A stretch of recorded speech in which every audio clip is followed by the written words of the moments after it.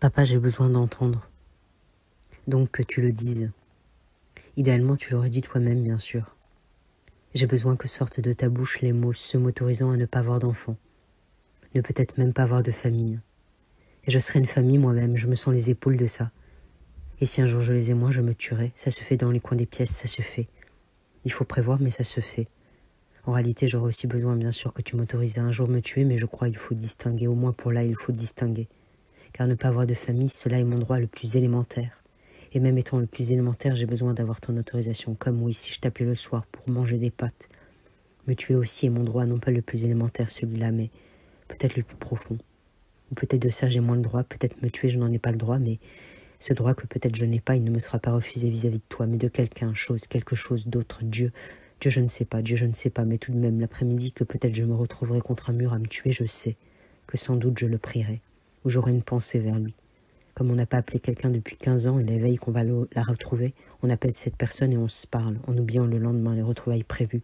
Et ainsi je prierai Dieu le jour même où je le retrouverai, me mourant, me tuant. Mais papa, aujourd'hui, il ne s'agit pas du droit de me tuer, car ce droit-là pourrait polluer le premier ou laisser penser un certain lien entre les deux causes à effet de misère à mort qui alors t'autoriserait à ne pas me le donner, si n'avoir pas d'enfant conduit 10 ans après à me tuer. Et peut-être, si je suis tout à fait honnête, peut-être, ce lien-là n'est pas absolument absurde, mais ce lien supposé-là ne doit pas exister. Et sans doute aurais-je dû retenir mes mots. Vivre seulement, vivre. Avec les jours faire ma vie, puisque les vies des enfants sont un jour devant leurs parents des faits accomplis. Et pourquoi j'ai quand même besoin de le demander, ce droit-là, de ne pas faire famille dans notre siècle d'après le patriarcat, plus ou moins, et le même siècle de fin du monde, et toutes les raisons alors, ou en tout cas un peu plus, pour ne pas en faire d'enfants. Et on sera de plus en plus, comme les monstres d'un siècle sont le suivant, la moyenne étrange, et celui encore d'après, presque la norme. Et ainsi, dans 2 siècles, je n'aurai pas à te demander l'autorisation.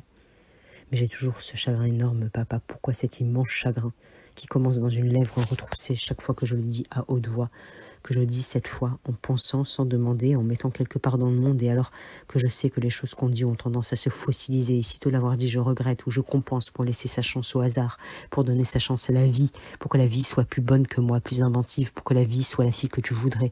Et c'est chaque fois alors en pleurant que je le dis avec je crois devant souvent, et le futur après, je crois que je n'aurai pas d'enfant. Ou peut-être j'en aurai, je sais pas. Je compense, pour laisser à la vie ses 2 bras, pour que le chat et le chat de Schrödinger aient autant de chance l'un que l'autre.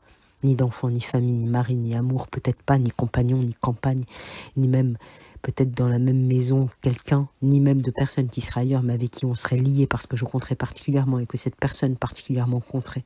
Papa, je te demande l'autorisation pour un destin, mais les destins ne sont pas nos fautes, et si mon destin sera me tuer, est-ce que ça doit m'empêcher aujourd'hui de vivre ?